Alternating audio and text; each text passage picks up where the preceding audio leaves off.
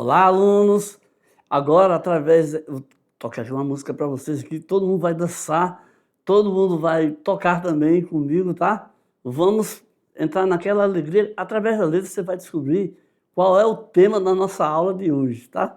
Então eu espero não cometer nenhum erro aqui, porque o negócio é pesado. Vamos lá!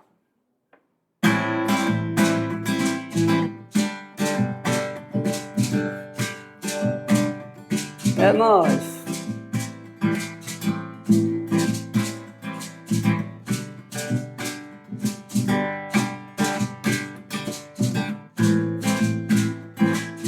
Ei, Faraó! Ei, Faraó! Ei, Faraó! Ei, Faraó! Que maravilha é Egito, Egito, que maravilha é Egito, Egito, Faraó, oh, oh, Faraó, oh, oh. Você vai perceber que aqui não tem mistério, não, depende de você, levando o estudo a sério. Entenda que a beleza é um caminho de luz. Entenda que a surpresa é você que produz. Você vê diferente do que parece igual. Por isso que no Egito o arte é tão legal. Você vê diferente do que parece igual. Por isso que no Egito o arte é tão legal. A arte é tão legal, tão legal. A arte é tão legal, tão legal. A arte não faz mal, não faz mal. A arte não faz mal, não faz mal. Vice, né? Legal, aí agitou, né? Todo mundo aí tirou o seu pezinho do lugar, dançou. Agora, pedi para parar, parou. Vamos voltar para a nossa aula, né? Vamos ver sobre a arte egípcia, todas as informações, todo o legado, porque... Deixa eu colocar meu violão aqui logo na estante dele, para a gente começar a falar já aqui sobre o Egito. O Egito tem uma fama aí que não é assim, uma fama... Tem umas coisas legais, né? Porque o Egito, ele nasceu e cresceu às margens do rio Nilo. Então, uma civilização que aflorou ali. Eles viviam muito da agricultura. A vida toda se baseava na plantação e na colheita.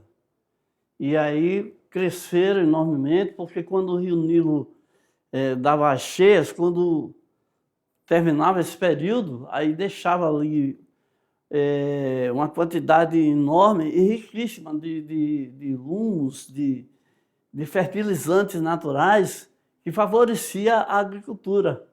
E aí a prosperidade falou alto ali, tá? Então, vamos ver então, aqui detalhes, né, sobre a arte egípcia, a questão da ligação da arte com a religião e a lei rígida para os artistas. Os artistas não tinham liberdade, eles não tinham nem assim uma identidade destacada, como a gente vê hoje aí. Artista fulano de tal, não, nada disso, tá? O cara simplesmente era um funcionário que fazia um trabalho a serviço da alta cúpula. E aí vem também o grande mistério de uma das maravilhas do mundo, né? O grande mistério da humanidade, as pirâmides. Nós vamos ver detalhes interessantes e importantes. Avançando aqui, nós temos o seguinte. E esse aqui, ó, eu já vou logo falando aqui. Isso aqui é o olho de Horus, né? Uma das divindades, um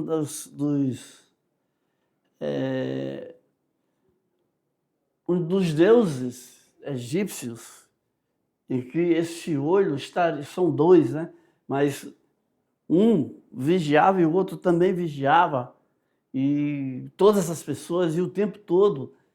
E dizem até que tem uma relação com o que vai acontecer agora nesses tempos, né? Porque estamos sabendo aí que os satélites estão sendo lançados e estão voltados para a Terra com seus telescópios, mostrando mapeando, fotografando.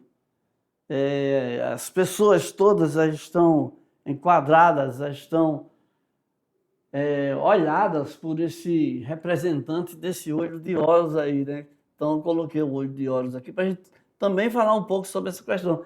A arte egípcia e os egípcios e a sua religião e a sua cultura tem muito a ver com vários momentos da nossa civilização, da nossa vida. Então, vamos aqui ver aqui um pouquinho do contexto aqui escrito, né? Onde diz o seguinte: a arte egípcia é uma das expressões culturais mais marcantes da história, desenvolvida ao longo de 3.000 anos de civilização. É muita coisa, hein? E a gente sabe que tem influência mesmo em muitas coisas da vida humana. Influenciada pela religião, pelo conceito de eternidade e pela vida após a morte. Essa arte tinha como objetivo principal glorificar os deuses egípcios e assegurar a imortalidade dos faraós. E cada detalhe das esculturas, pinturas e arquiteturas carregava simbolismo e respeito às tradições. E aqui, olha só, eu falei ali, né? O olho de Horus, também conhecido como o Diate. É um símbolo antigo do Egito. É um símbolo do Antigo Egito que representa proteção, poder e saúde e também vigilância, né? Não vamos esquecer isso. Então, olha, eu li devagar porque cada informação dessa daí é muito importante. Tem muita desmembramento, ramificação com todas as outras coisas. Então, vamos seguir aqui, ó. A importância na história. A arte egípcia influenciou profundamente culturas posteriores, deixando um legado estético e técnico que pode ser visto até hoje. Então veja como é importante tudo que aconteceu com o Egito, todas as suas ideias, tudo que foi ali colocado como leis. As suas obras, como, por exemplo, as pirâmides e os hieróglifos, são marcos icônicos que continuam a fascinar e a inspirar. Tá? Então, as pirâmides a gente já conhece bem, e os hieróglifos é uma espécie de escrita, onde eles contavam a sua história através de símbolos, de desenhos, pequenos desenhos que remetiam a outros desenhos. A gente vai até brincar um pouco com isso aí, bem, já, tá? A arte egípcia nasceu ligada à religiosidade, visto que o interior dos templos, bem como as peças ou espaços relacionados com cultos dos mortos, eram artisticamente elaborados. Os túmulos são um dos aspectos mais representativos da arte egípcia. Os egípcios acreditavam na imortalidade da alma e que ela poderia sofrer eternamente caso o corpo fosse profanado. Então, se alguém mexesse no corpo de alguém morto, então isso aí ia causar um dano muito grande. Outra coisa também, por que ligada à religiosidade? Porque todos os aspectos religiosos, as adorações, eram desenhadas, tinham suas estátuas e aí tinham todos os detalhes, né? Tudo demonstrando o poder e a grandiosidade daqueles que estavam na direção, né? Como os faraós e os sacerdotes. Então existia uma hierarquia fechada, pesada, em cima disso aí. Tá? Então, seguindo aqui, ó, mais um pouquinho de história, daqui a pouco a gente chega mais na parte visual, tá? No Antigo Egito, as cores tinham significados simbólicos profundos, refletindo aspectos da natureza, espiritualidade e cultura. Algumas das cores mais emblemáticas incluem, então, olha nisso aqui, tá? Atenção nisso aqui. Olha só, o dourado representava o sol, representava também a imortalidade, representava os deuses. E também ele era associado ao ouro, que era considerado eterno e divino. E o preto? O preto, então as coisas que tinham a cor dourada estavam aí sendo representantes desses conceitos que eu falei aí, tá? O preto simbolizava a fertilidade e o renascimento. Era ligado ao lado, tá? Desculpa aqui. Lado fértil do Rio Nilo. Então, o preto era uma lembrança do Rio Nilo. Aliás, tem uma frase aí, né, que diz o seguinte, que o Egito é uma dádiva do Nilo. Quer dizer, graças ao Rio Nilo existia o Egito. Então, essa é uma frase que ficou muito famosa, né? Então, o verde é associado à vegetação e à regeneração, simbolizando a vida e o crescimento, né? Então, o verde representava as vegetações e quando passava uma fase, né, que aí era renovado, replantado, tinha a regeneração e aí acabava sendo também símbolo da vida e do crescimento. O azul representava o céu, o Nilo e a proteção divina. Então, o rio Nilo, para eles, tinha uma ligação com o divino, né? E o vermelho, ligado ao deserto e à energia, também simbolizava poder e perigo. Então, as cores são bem fáceis da gente entender, né? O dourado, a parte grandiosa, né? O preto, talvez por causa aquilo que eu falei, que quando dava enchente, que quando passava a enchente ficava aquele lodo fértil e era preto, né? Então ficou associado ao Rio Nilo. O Rio Nilo praticamente corta o Egito de cima a baixo, vamos dizer assim, tá? Então é muito presente. E aí o verde, com a vegetação, depois de plantado, quando nascia tudo, o azul também representando o céu e a grandiosidade do Nilo, e o vermelho ligado ao deserto, né? Porque o deserto ficava mais ou menos assim, eu creio que nas horas mais quentes, né, do dia.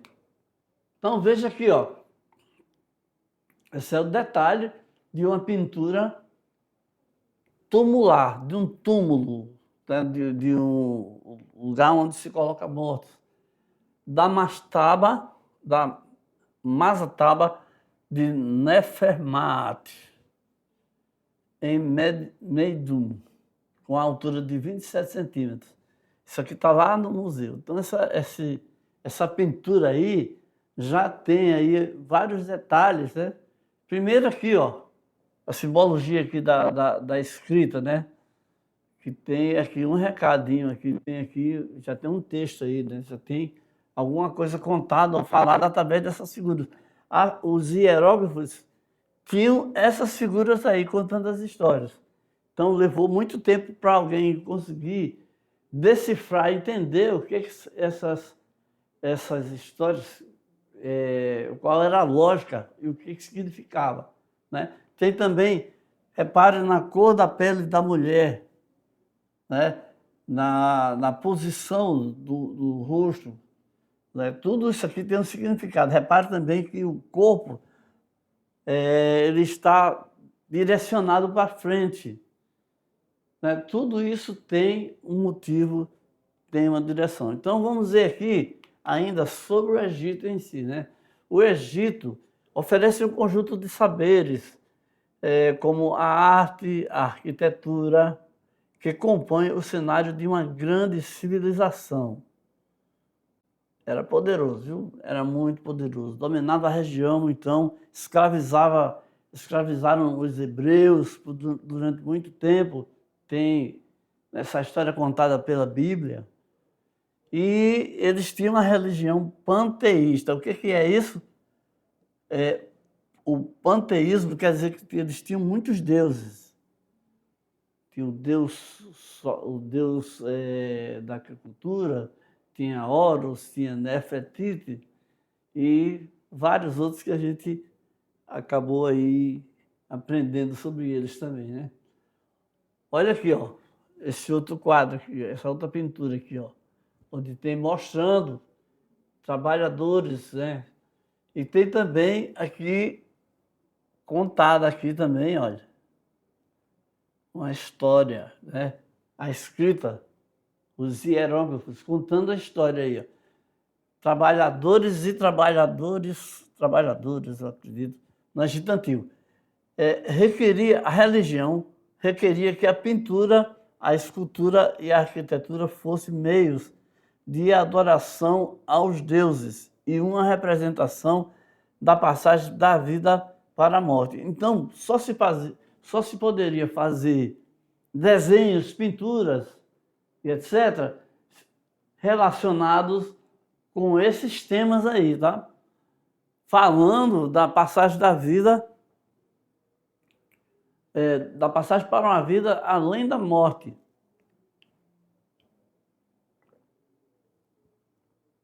Então eles se preparavam para a morte, para preservar, para levar as suas coisas para outra vida.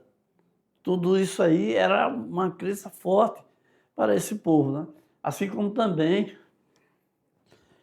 pedir proteção aos deuses, né? E já passaram várias novelas e contos e livros escritos sobre a vida do egípcio, né? A vida no Egito, e a gente vai sabendo também detalhes dessa cultura aí fascinante. Seguindo aqui, você vê o seguinte: no Egito Antigo, no Antigo Egito, foram desenvolvidos sistemas de escritas de maneira simultânea às representações artísticas. Muitas vezes essas duas expressões se completavam. Por quê? Porque muitas das escritas eram desenhos, não tinha palavra, não tinha um símbolo. Ele fazia um desenho daquela coisa ali, né? Então aquilo ali fazia parte de uma palavra. Você está vendo aqui, tem várias palavras aqui, que tem um pássaro no meio, né? Aqui ele de novo, olha ele aqui, ó. Né? E aí vai tendo significado, vai fazendo parte. Então, essa maneira de escrever, essa maneira de transmitir as ideias é conhecido e chamado de hieróglifo, tá? O glifo do que é escrito, né? Grifado. E o hieró é uma palavra egípcia que deve significar história, né? História através dos desenhos e dos símbolos. Então, pedras como essa, um papel bem antigo, que ele já tinha um tipo de papel chamado papiro, papel bem antigo, tinham essas histórias aí. E esses pedaços aí encontrados, alguns deles no templo de Ramsés III, em Luxor, no Egito da 20ª dinastia do Novo Império. Olha isso. Gente, anos e anos e anos e anos dominado por um faraó, por uma dinastia, e sucediam filhos, depois passava para outro filho, e igual a dinastia chinesa, né, que eram muitos anos sob o domínio. Essas pinturas e esculturas, ao decorar as paredes e salas das tumbas, relatavam a história dos faraós. Então, o local onde a pessoa ia ser ia ficar o corpo da pessoa, do faraó e tudo mais, tinha uma verdadeira casa. Tinha uma verdadeira, como salas, e as salas todas estavam lá contando a sua história. E aí tinha todas as suas riquezas, ficavam todas as suas posses, tudo que pertencia, como, por exemplo, aqui, ó, você está vendo aqui, dentro da tumba de Tutankhamon, um dos faraós, tem um mural, né, uma pintura feita na parede, no muro, com cenas egípcias, né? Olha aqui, ó, com coisa feita mesmo por grandes artistas, grandes pessoas com habilidades manuais, olha só, pessoas plantando, na vida da agricultura, todo o desenho, toda a simbologia aí, tudo isso aí contando a história. Vamos ver uma curiosidade aqui, muito interessante, vamos lá.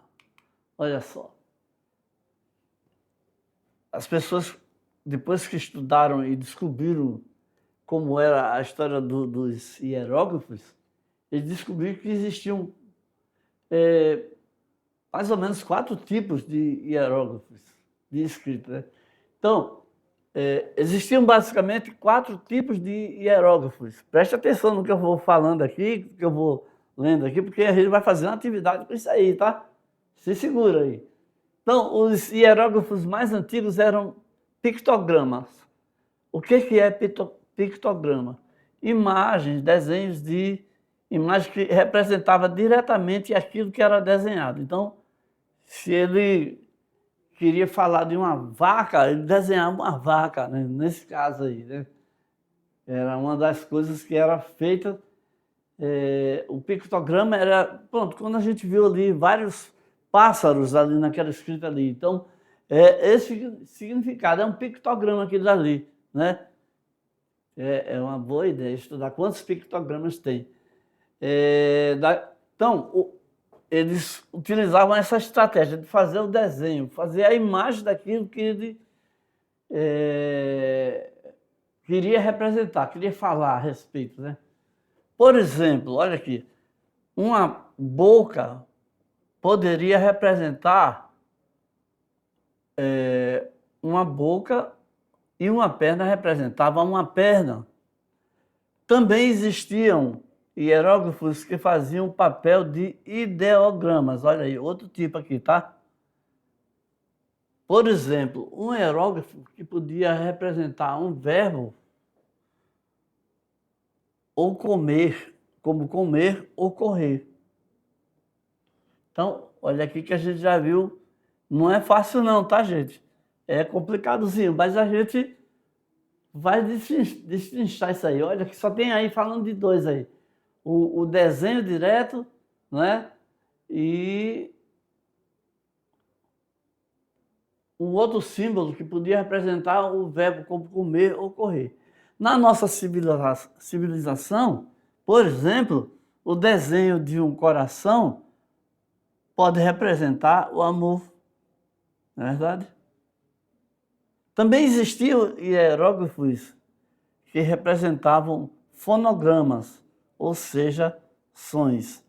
Quando combinados, esses fonogramas formavam palavras, tá?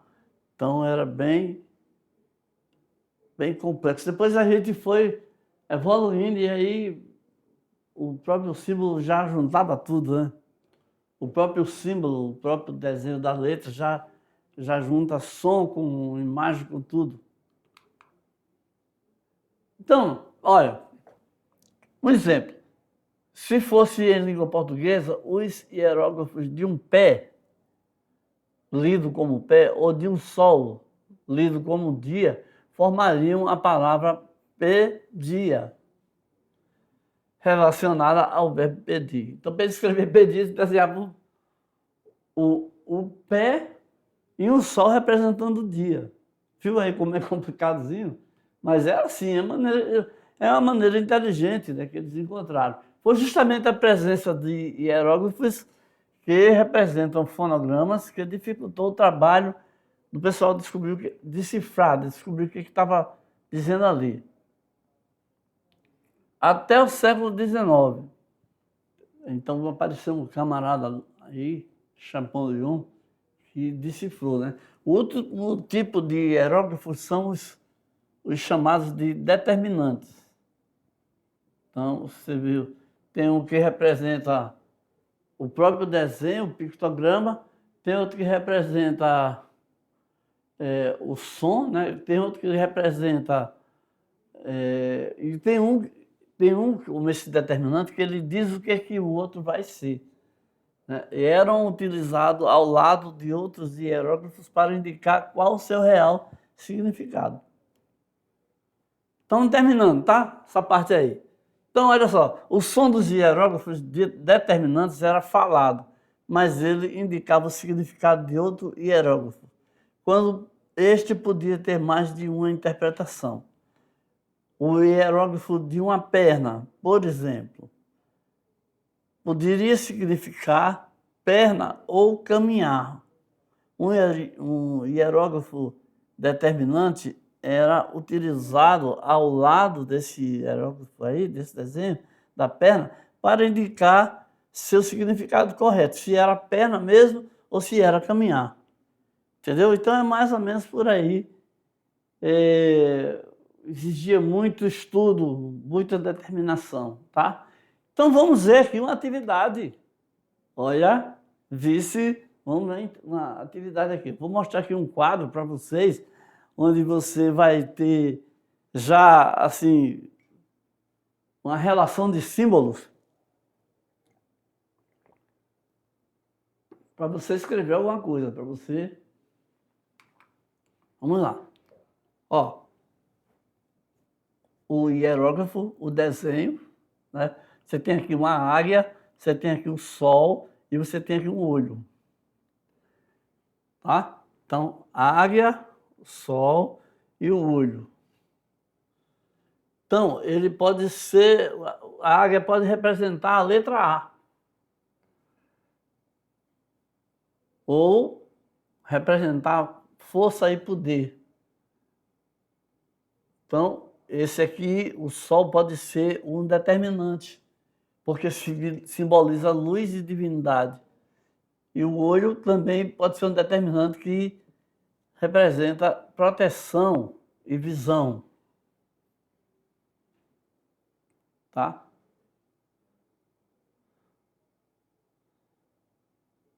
Que é associado à realeza e representa também o rio Nilo. Tá? Então, essa tabela aí com esses hieróglifos e seus significados, né, vai mostrar que eles eram usados para registrar eventos e glorificar os deuses e decorar túmulos e templos. Então fica com isso aí guardado aí na memória aí que a gente vai ver aí, o que a gente vai conseguir. Então vamos fazer uma brincadeirinha, tá? Você vai reservar um espacinho aí e vai escrever aí uma mensagem para um colega aí. E aí um grupo cria mensagens com esses símbolos, com aqueles lá, né, do sol, da águia, e usando a tabela ali também, né? E o outro grupo vai tentar adivinhar o que é que esse primeiro grupo aqui quis dizer, tá? Então, uma outra atividade também que você pode fazer também, isso aí, depois você vai trabalhar com isso aí, tá?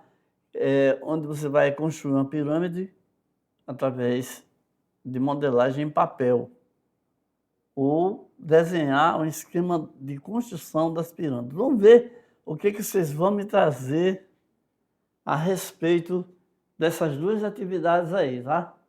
Fica como você vai se reunir depois e vai tentar... Eu quero ver até que ponto você consegue chegar próximo da realização, qual é a solução que vocês vão me dar para esse probleminha aqui que eu estou colocando para vocês, tá bom? Montar uma mensagem, passar para o outro grupo vai ter que decifrar dizer, ah, isso aqui é tipo aquela brincadeira de você adivinhar através do gesto, e aqui vai ser com os símbolos egípcios, tá bom? E aqui também você vai fazer uma modelagem aí, criar uma pirâmide, né? E também imaginar aí o esquema de construção das pirâmides, ok? Então, obviamente você vai fazer depois, né? Agora a gente vai seguir com a nossa aula. Então, olha só, esse relevo aí, essa pedra encontrada, mostra claramente pessoas sentadas com criança, e aí toda a escrita contando, relatando coisas, e aí a presença também da, da, da divindade, vamos dizer assim, olha. Esse relevo aqui de pedra calcária representa Atum, um deus, né? Um dos deuses aí, dando vida e prosperidade para o faraó aqui, Amenófis IV, ou Akhenaton, e sua mulher, a poderosíssima Nefertiti, e 3 de suas filhas. Então você veja aí que é uma estrutura grandiosa de poder, né? Aí só tem gente forte aí, ok? E aí, olha, essa pintura que foi encontrada no templo de Tebas. Tebas, durante muito tempo, né, capital do Egito, exemplificando a lei da frontalidade na arte egípcia. Então aqui está bem detalhado, bem destacado, né? As figuras com o peitoral, né, frontal e as outras coisas laterais, né? A cabeça, né, as pernas também, tudo lateralizado. Isso tudo aqui, o artista, a pessoa que fosse incumbida dessa tarefa de fazer esse desenho aí, ele tinha que obedecer rigidamente, porque existiam punições severas para quem desobedecesse esses padrões aí, tá? E aqui vejo também que tudo isso que está desenhado aqui é escrita, né? É hierógrafo, é contando a história, falando, narrando coisas que estavam acontecendo aí, né? Então, aí vamos falar aqui um pouquinho agora da lei da frontalidade, que é desse assunto que eu estou falando, da posição. A lei da frontalidade é conhecida como o perfil egípcio nas figuras humanas. Representação de uma figura ou objeto em primeiro plano, com o corpo de frente e a cabeça de perfil. Cabeça da maneira lateral, né? Então, a cabeça e os braços e as pernas ficam de perfil, ficam de lado. A cabeça, os braços e as pernas, está tudo de lado. Só a parte do tronco, os olhos, os ombros e o tronco é de frente. Então, isso aí era rígido, tá? Então, com isso aí, eles criavam uma combinação de uma visão frontal e lateral. Então, essa é a famosa lei da frontalidade.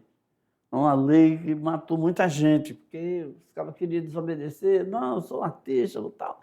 Aí se dava muito mal. Olha aqui o exemplo de uma imagem que respeita a lei da frontalidade. Essa daqui, né? Você está vendo aí tudo que a gente falou ali na lei. Por conta disso aí, a arte era anônima. Cada pessoa que fazia esses trabalhos, eles faziam o trabalho, mas não era assim destacado, reconhecido. Artista fundamental, nada disso. Ele era um funcionário que estava ali executando uma tarefa a mando do faraó, a mando da grande autoridade. Então, essa arte é uma arte representativa diante de um retrato ou de uma escultura. Trata-se de uma representação simbólica, então tudo era relativo a símbolos. Então, a lei da frontalidade, a policromia, várias cores, a ausência de perspectiva, a ausência de claro escuro e a falta de indicação de relevo e a falta de indicação de sentimentos. Tudo isso aí fazia parte da lei da frontalidade, fazia parte de todas as regrinhas que o artista tem que seguir. Observe aí outros aspectos visuais. Existe a ausência de contrastes, luz e sombra. As mulheres têm uma cor de pele amarelo ocre e os homens têm uma cor de pele vermelho ocre. Quer dizer, esse ocre é relativo a meio escurecido, tá? Então, os homens sempre com os pés separados e as mulheres sempre com os pés juntos nas figuras, nos desenhos, tá? Vamos ver aqui sobre a nossa atividade interativa. Onde você vai ter mais esse momento aqui de artista, né? Escolha um tema livre, que pode ser uma pessoa ou mais pessoas, e faça aí um desenho utilizando a lei da frontalidade, né? Pode desenhar também uma imagem egípcia, né? Não esqueça de dar um colorido especial. Respeite as regras da lei da frontalidade, a posição das pernas, dos braços, dos olhos, ok? E aí vamos chegar aqui nas pirâmides, né? As pirâmides são consideradas uma das 7 maravilhas do mundo. As pirâmides são edificações grandiosas, arquitetadas em pedra, possuem, né, 4 lados triangulares que afluem em direção ao seu ponto mais alto. As 3 maiores pirâmides do Egito estão no Cairo e foram construídas para sepultar os faraós Quéopes, Quefren e Miquerinos. Então, essa família aí poderosíssima, né? Pai, filho e neto precisaram ter muito dinheiro. E olha, a monstruosidade, a grandiosidade dessa construção aí é um negócio, né? Foi altamente complicado para fazer tudo isso aí. Ainda hoje se discute a respeito de como foi isso aí foi feito, porque blocos pesadíssimos de pedras foram colocados aí, precisamente uns sobre os outros, encaixando ali na maior perfeição. E a gente vê aí na frente das pirâmides a esfinge, que é o corpo de leão e o rosto de faraó. Então, essas pirâmides estão em Gizé, lá no Egito, onde a pirâmide de Quéops é a maior e mais antiga delas, tem 146 metros, a de Quefren é a segunda maior, tem 143, uma 146 e a outra 143. E a menorzinha é a de Miquerinos, com 66 metros, reduzida a 62 de altura. Mesmo assim, olha o tamanho das pessoas, olha o tamanho dos camelos na frente das pirâmides. É coisa gigantesca, tá? Então, tudo isso aí a gente falou sobre a arte egípcia, né? A lei da frontalidade, a relação com a vida após a morte, onde os faraós acreditavam que levariam para outra vida todas as suas posses, todos os seus bens, né, materiais deles. Tem uma história aí que fala que a esposa era considerada mais uma posse dele, então ela era enterrada junto com o faraó, viva mesmo, e ia morrer lá. Tem essa história aí, né? Não sei, vale a pena a gente pesquisar para saber se é verdade, tá bom? Chegamos aqui ao final dessa nossa aula sobre o Egito, né, que a gente cantou e dançou aí, foi muito legal. E espero que vocês tenham aprendido e tenham gostado de aprender sobre essa civilização fantástica, antiguíssima, né, com seus deuses, com seu poderio, com seus faraós. Ficamos por aqui, até a próxima aula. Bye, bye.